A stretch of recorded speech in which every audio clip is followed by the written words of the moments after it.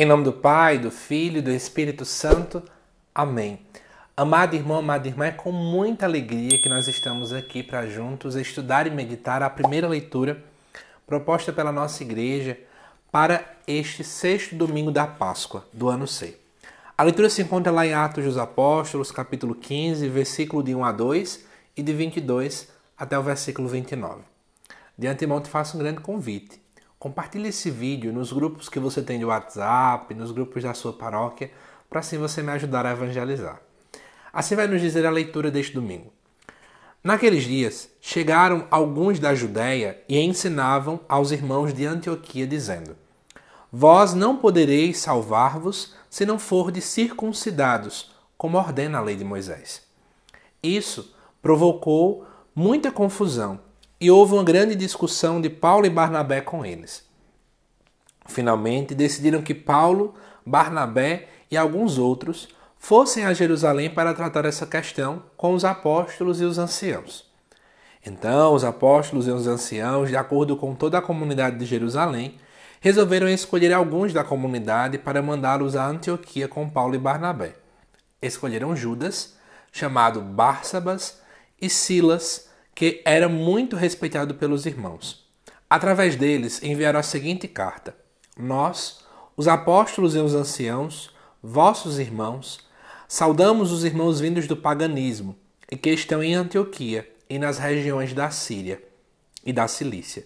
Ficamos sabendo que alguns dos nossos causaram perturbações com palavras que transtornaram vosso espírito. Eles não foram enviados por nós.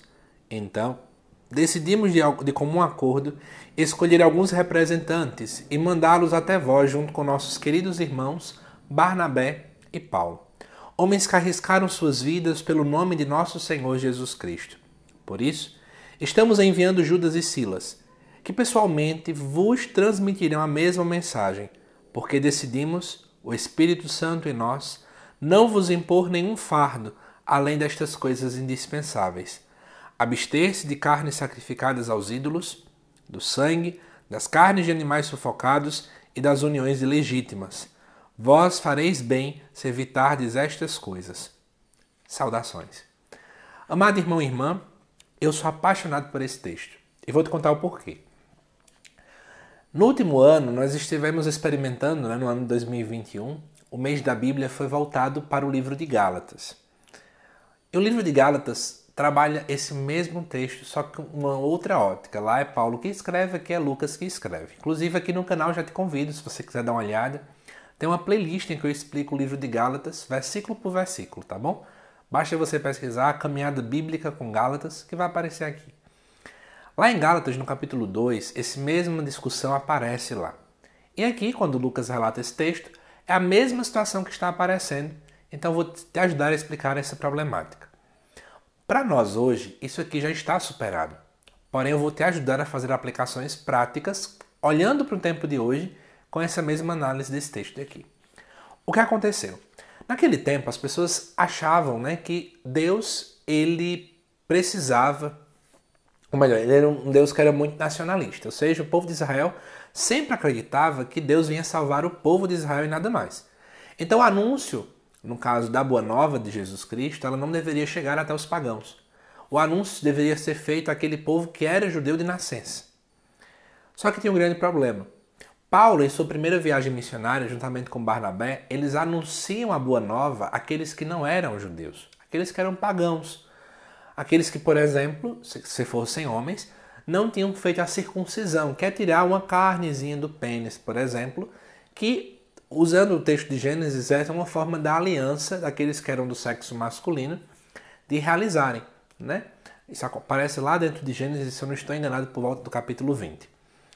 E aí a grande discussão vinha. Veja bem comigo. Aqueles que já eram judeus de nascença, eles já tinham, por exemplo, feito essa prática, da circuncisão. Eles também tinham outras práticas, como guardar o sábado. Algumas comidas eles não comiam, como, por exemplo, aqui dentro do próprio texto se fala das carnes que foram sacrificadas aos ídolos e por aí vai. O povo que nasceu do judaísmo já tinha essa prática. E a pergunta agora é a seguinte: aqueles que eram pagãos, que se convertem ao cristianismo, também precisam se submeter a essas práticas ou não? E aí era uma grande tensão, porque aquele que vinha do judaísmo, mesmo acreditando em Jesus, ele também trazia dentro dele algumas práticas, né? E ficava-se naquela discussão gigantesca. Aqueles que costumeiramente defendiam que sim, deveria se submeter a essas práticas, sim, independentemente da idade, eram chamados de judaizantes. Inclusive Paulo, ele vai pegar uma grande discussão com esse povo, isso você pode observar lá em Gálatas capítulo 2. Aqui acontece a mesma coisa. Então é interessante você perceber que diante dessa tensão que aparece, os apóstolos automaticamente vão para Jerusalém. E aí acontece aquilo que nós chamamos do primeiro concílio da igreja, o chamado Concílio de Jerusalém. Por quê?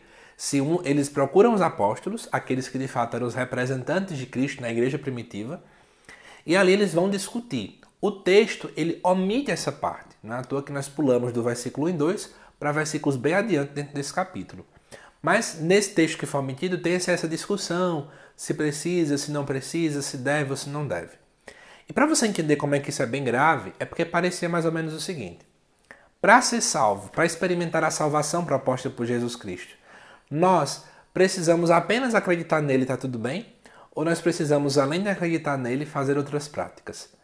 Então, meio que fazer esse acréscimo de outras práticas, né? Dá a entender e parece que Jesus Cristo não basta, ele não é suficiente. Então, você já deve estar imaginando qual é a resposta. Inclusive, na carta está sendo comentada que não precisa de forma alguma realizar todas aquelas práticas do judaísmo. Algumas práticas ainda são mantidas, como, por exemplo, não poder comer carne de ídolo. Para você entender por que isso aqui foi importante ser colocado, é porque no sacrifício feito nos templos pagãos, sobrava-se carne e as pessoas pegavam aqueles restos de carne para poder se alimentar, especialmente dentro do contexto de grande pobreza que aquele povo vivia. Paulo, em determinado momento, em uma de suas cartas, ele diz que não é aquilo que entra que faz mal, mas sim aquilo que sai do nosso coração. Mas, obviamente, quando Lucas escreve, aqui por volta do ano 49, a compreensão ainda é muito inicial. Por isso, essa discussão ainda não aparece no texto. E eu falei para você que essa distinção, se precisa realizar práticas judaicas ou não, já está superada. E é verdade. Por exemplo, eu sou homem e eu não precisei realizar a circuncisão. E aí surge a grande questão. Como é que a gente pode aplicar esse texto ao dia de hoje? Então chegou o momento da nossa hermenêutica, né? Vamos aplicar o texto ao momento atual. Muitas vezes, nós católicos mesmo, fazemos práticas que parecem muito com o judaizante. Quando, por exemplo, a gente começa a criar um monte de leis em cima de leis que nem sequer existem e a gente começa a impor algumas coisas. Vou tentar aqui trazer para você alguns exemplos que a gente vê no nosso cotidiano. Se você não rezar o terço todos os dias, alguma coisa vai de ruim acontecer com você. A igreja não fala nada disso. Se você não decorar versículos ou se você não andar com a Bíblia sempre, alguma coisa vai acontecer. A igreja também não pensa assim. Tô saindo para fazer uma coisa no meu trabalho, deu errado. Aí eu começo e digo, eita, é porque hoje, quando eu acordei, eu não rezei o santo anjo do Senhor. Como eu não rezei o santo anjo do Senhor, isso é quase um castigo de Deus. Ora, a igreja também não fala isso. Veja, existem muitas práticas que nós às vezes fazemos, que meio que a gente às vezes quer usar ela como quase um amuleto, deixando Jesus de lado. Para piorar a situação, que eu poderia trazer outros exemplos para vocês, é quando, por exemplo, a gente começa a dizer que se uma pessoa na Santa Missa ela não se ajoelha ao comungar, ou ela não passa a oração eucarística toda ajoelhada, quer dizer que ela tem menos fé ou mais fé. Na verdade, amados irmãos e irmãs, a fé em Jesus Cristo basta. Não é? No último domingo, o próprio Evangelho já nos falava isso. Jesus é o caminho, a verdade e a vida. Se Jesus é o caminho, a verdade e a vida, se nós seguirmos os seus passos, se nós imitarmos aquilo que ele tanto pediu, se a gente cumprir o que ele pediu, nós vamos de fato fazer aquilo que é a vontade de Deus. Muitas vezes nós estamos colocando aquilo que é acessório na frente daquilo que é essencial. E o essencial é uma pessoa. E essa pessoa é Jesus Cristo. É ele que nós precisamos seguir. Então, que muitas vezes vamos tirar esse grande fardo. Parece que a religião torna-se um fardo. E a nossa religião ela não é um fardo. Na verdade, a nossa religião ela é linda, é magnífica. Seguir ao nosso Senhor Jesus Cristo tem que ser motivo para a nossa alegria. Não motivo de mais um fardo para que nós possamos carregar. Da mesma forma como o povo, nesse momento em que Lucas escreveu o seu evangelho, entendeu claramente que não precisava impor esse fardo a mais, Não vamos impor fardos ou até mesmo impor sobre nós mesmos fardos que nós não precisamos carregar. Lembremos que sim, só a fé em Jesus Cristo basta. Tenhamos fé nele e cumpramos as suas ordens, os seus mandamentos, os seus ensinamentos, que com a graça de Deus nós chegaremos até o céu. Que Deus te abençoe, amado irmão, amada irmã. Espero que você tenha gostado desta reflexão da primeira leitura e te aguardo ao meio-dia nesta terça-feira para a reflexão do Salmo Responsorial. Até lá!